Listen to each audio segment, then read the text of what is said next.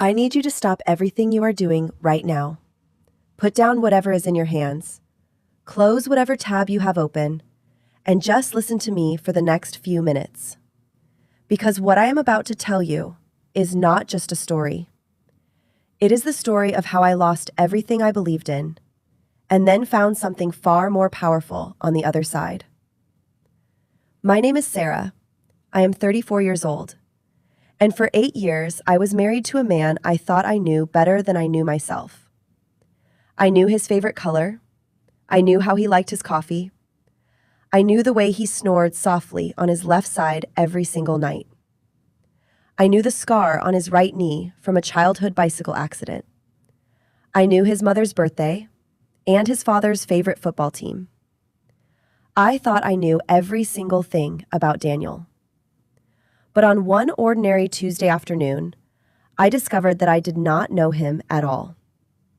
And what I found on his phone that day changed the entire direction of my life forever. Let me tell you about Daniel first, because you need to understand who this man was before you can understand what he did.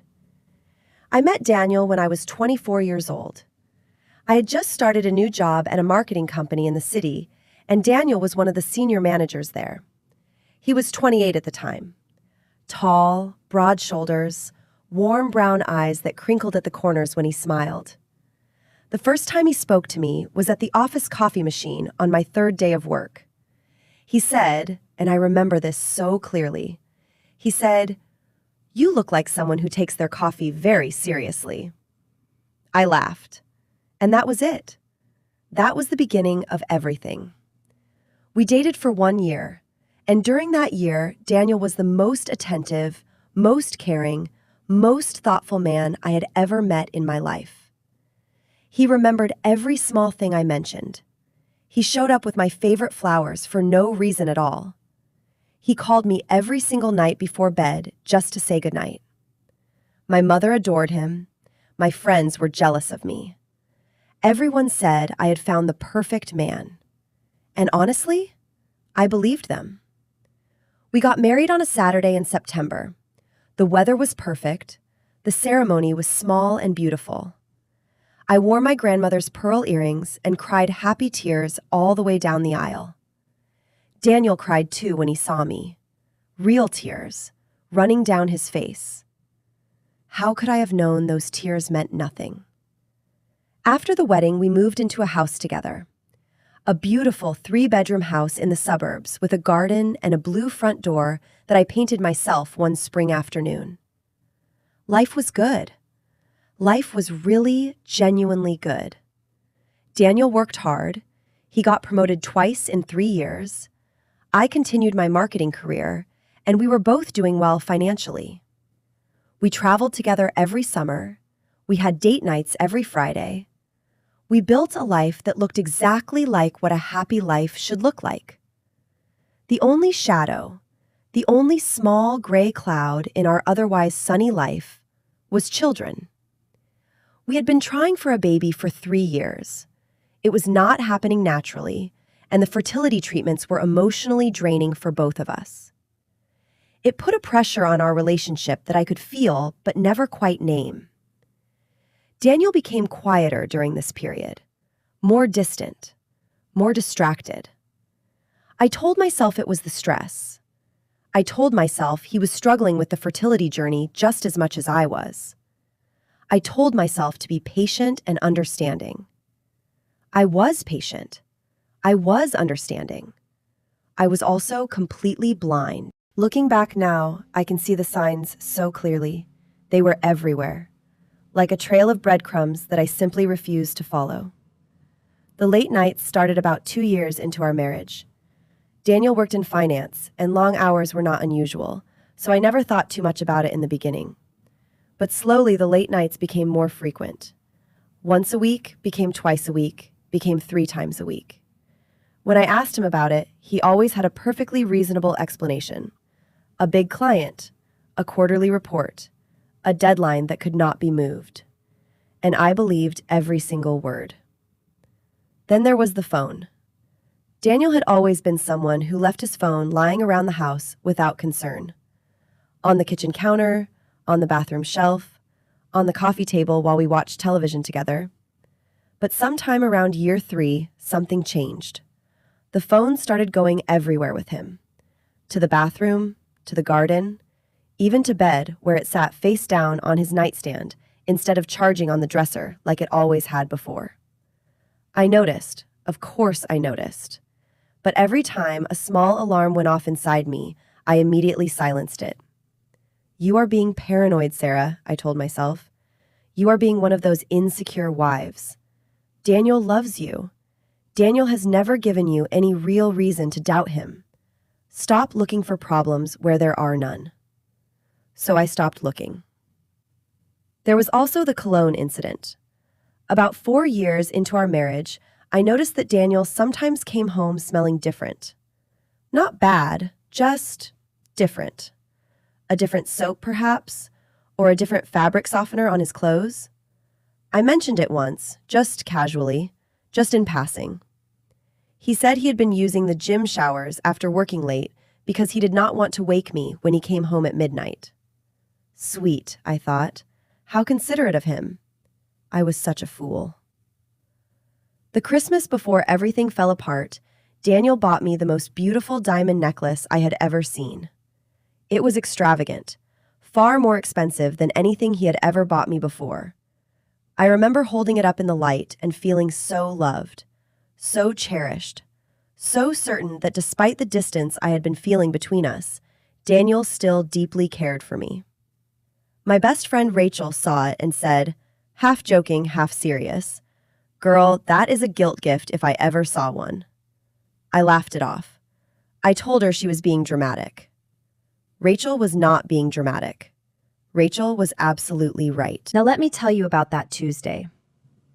It was the most ordinary day. A gray sky outside, a cup of tea going cold on the kitchen counter. I was working from home that day. I had a deadline of my own to meet, and the house was quiet and peaceful. Daniel had left for work at his usual time, 8:15 in the morning. He kissed my cheek. He said, "Have a good day." He picked up his laptop bag and his keys, and he walked out the front door. But he did not take his phone. I did not notice at first. I was deep in work, typing away at my laptop, completely focused. It was only around midday when I went to the kitchen to make lunch that I saw it. Daniel's phone, sitting on the kitchen counter right next to the fruit bowl. I smiled to myself. He was going to have a stressful day without it. I almost called his office to tell him, but I figured he would manage for one afternoon. I made my lunch and went back to work. Then, at around 2 in the afternoon, I heard it. A notification sound from the kitchen. I ignored it at first. Then another one. Then another one. I got up to go check, thinking maybe it was something urgent from his office. And as I picked up the phone, the screen lit up in my hand. The messages were from a contact saved simply as M. And the first message I saw read, "Baby, the kids are asking when Daddy is coming home. Little James keeps looking at the door." I stood completely still. Kids. James. Daddy. The words did not make sense to me at first, like they were written in a language I did not speak. My brain kept trying to rearrange them into something that made sense, something innocent, something that had a simple explanation. Maybe it was a cousin. Maybe it was a colleague with a nickname. Maybe there was some completely logical reason why a woman was calling my husband baby and talking about children waiting for their daddy to come home. My hands were shaking as I touched the screen. The phone was not locked. I opened the messages. What I found inside that phone destroyed 8 years of my life in approximately 4 minutes. The conversation thread with M went back 3 years. 3 full years of messages. Hundreds and hundreds of them. Good morning messages. Good night messages. Photos of children at birthday parties and Christmas mornings and first days of school. M was a woman named Michelle.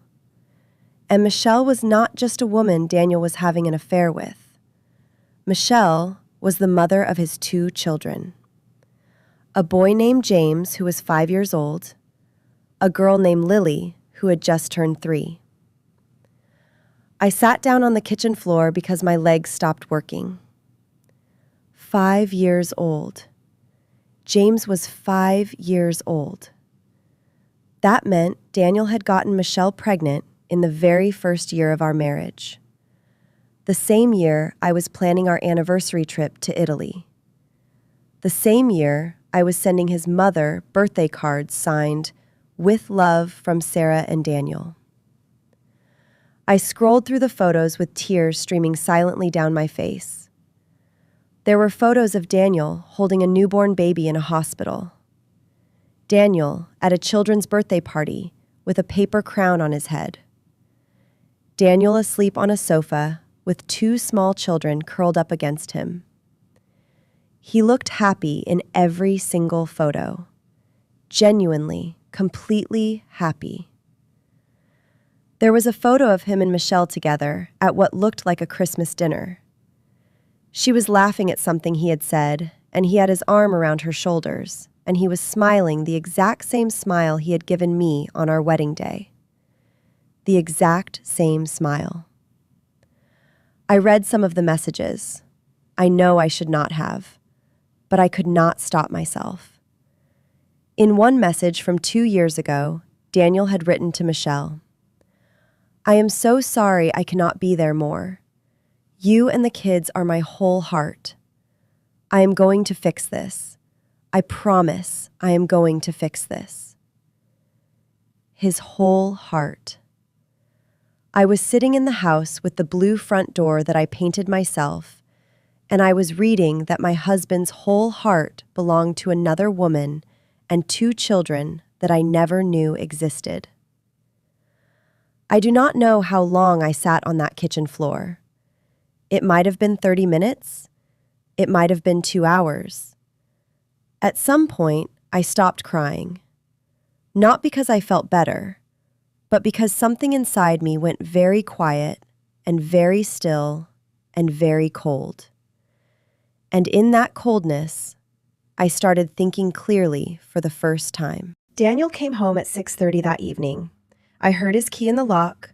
I heard him drop his bag in the hallway. I heard him call out, "Sarah, I'm home." And I cannot believe I left my phone. What a day. He walked into the kitchen still talking, still smiling. I was sitting at the kitchen table with my hands folded in front of me and his phone sitting in the middle of the table between us. He stopped talking immediately when he saw my face. He looked at the phone, then he looked at me, and in that single moment, I watched 8 years of lies flash across his face. "Sarah, sit down, Daniel." I said it very quietly, very calmly. He sat down. "How long?" I asked. He did not pretend. I will give him that. He did not insult me with denial. "Sarah, please, let me explain." "How long, Daniel?" He closed his eyes. "Since year 1. Since almost the beginning." Year 1. Our first anniversary had been in September. I had made his favorite dinner and bought him a watch that took me 3 months to save for. Year 1. "Do you love her?" I asked. The pause before his answer told me everything. "I love you both," he said, "in different ways. I never meant for any of this to happen, Sarah. It just happened," I repeated. "For 8 years, it just kept happening." I know how that sounds. I know. But I genuinely did not know how to end it once the children came. I did not want to destroy 2 families. I was trying to protect everyone. I looked at this man sitting across from me. This man I had shared a bed with for 8 years.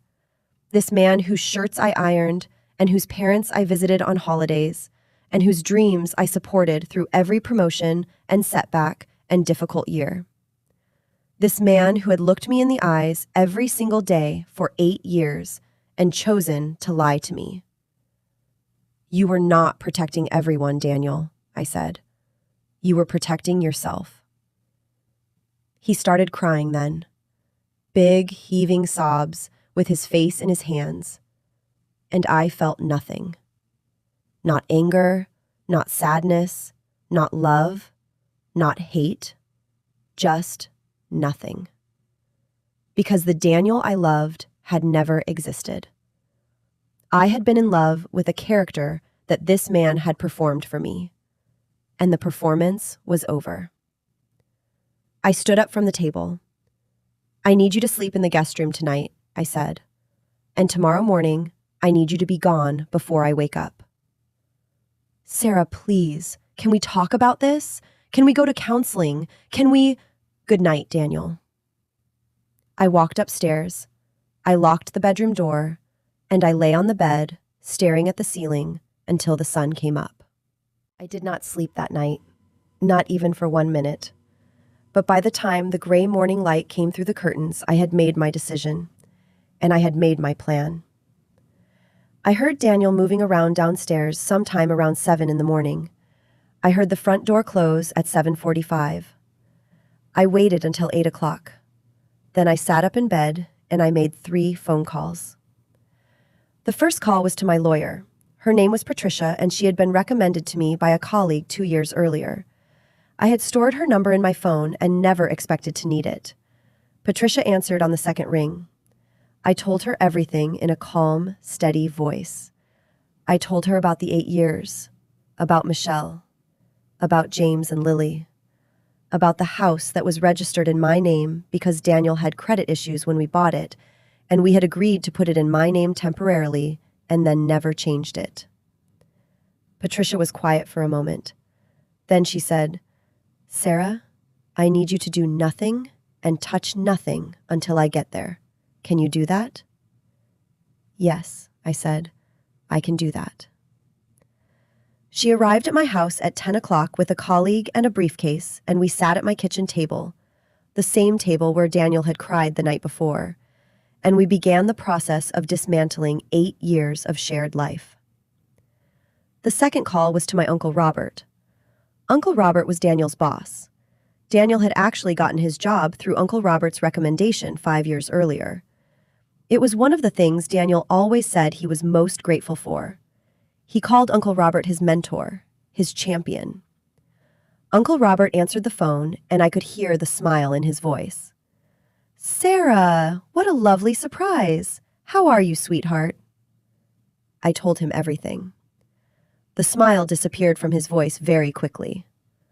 Uncle Robert was a man of strong moral character. He did not say much during the call, but what he did say was, "Leave it with me, Sarah. I will handle it from this end." I found out later that Daniel was called into a meeting that same morning. By lunchtime, his access card had been deactivated, and he was escorted from the building with a box of his personal belongings. 14 years of his career, gone before noon. The third call was the hardest one. The third call was to Michelle. I found her number in Daniel's phone before he left. I wrote it down on a piece of paper with a steady hand. She answered after 4 rings. Hello? Her voice was soft, younger than I expected. Hello, Michelle, I said. My name is Sarah. I am Daniel's wife. Complete silence on the other end. I am calling you not out of anger, I continued. I am calling you because I believe you deserve to know the truth. And I believe that whatever Daniel told you about your situation, about why he could not be with you fully, was probably also a lie. She started crying almost immediately. We talked for 45 minutes. By the end of the call, we were both completely clear on one thing. Daniel had been lying to both of us with equal skill and equal commitment. He had told Michelle he was in the process of leaving his wife. For 3 years, he had been telling her he was almost ready to make the move. He had strung her along with the same promises he had used to keep me comfortable. 2 women, 2 completely constructed realities, one man at the center of both of them. Within 48 hours, Daniel's double life collapsed so completely that there was almost nothing left. He lost his job on Tuesday morning. By Tuesday evening, Michelle had changed the locks on the apartment he had been paying for. Yes, he had been paying her rent for 3 years, money that I thought was going into our joint savings account. On Wednesday morning, my lawyer filed the divorce papers. On Wednesday afternoon, the house, my house, legally my house, was formally protected under my sole ownership. Daniel called me 17 times on Tuesday. I did not answer once. He sent me 43 text messages between Tuesday night and Wednesday morning. I read every single one of them. They started as apologies. Then they became explanations. Then they became justifications. Then they became accusations. He actually tried to suggest that my emotional unavailability during the fertility treatments had driven him to seek comfort elsewhere. I saved every single message. Patricia said they would be useful. On Thursday, Daniel's mother called me. I had always been close to Daniel's mother, Margaret. She was a warm, generous woman who had treated me like a daughter from the very beginning. I had bought her birthday presents and Christmas gifts and called her every Sunday afternoon for 8 years. She was crying when I answered. "Sarah, I am so sorry," she said. "I am so deeply ashamed of my son. I want you to know that I had no idea. I want you to know that what he did was wrong, completely and entirely wrong." I believed her, and I told her so. "I do not blame you, Margaret," I said, "and I hope we can stay in each other's lives. You have been a wonderful part of mine." She cried harder at that. I cried a little too.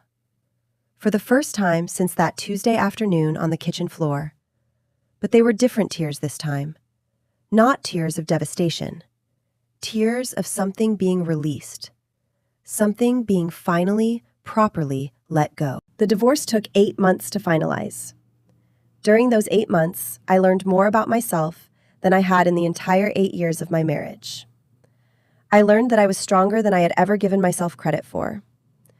I learned that the life I had built, my career, my friendships, my sense of self, was entirely mine and could not be taken from me by anyone.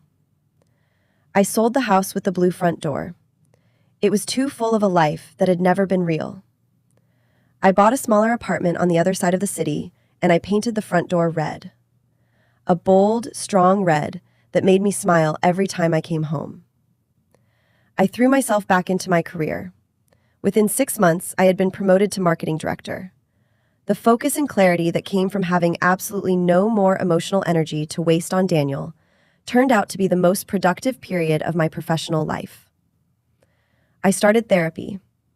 I would recommend it to every single person who has ever been betrayed. Not because you are broken, but because understanding why you missed the signs, why you silenced your own instincts over and over again, is the most important work you will ever do. My therapist said something in our 3rd session that I have never forgotten. She said, "Sarah, the problem was never that you were not paying attention. The problem was that you were paying attention and then choosing to dismiss what you saw because you were afraid of what it meant. Healing means learning to trust your own eyes again." Learning to trust your own eyes again. I wrote that on a piece of paper and stuck it to my bathroom mirror. I read it every morning for a year. As for Daniel, I heard through mutual friends that after losing his job and being cut off by both Michelle and myself, he moved back to his hometown to live with his parents.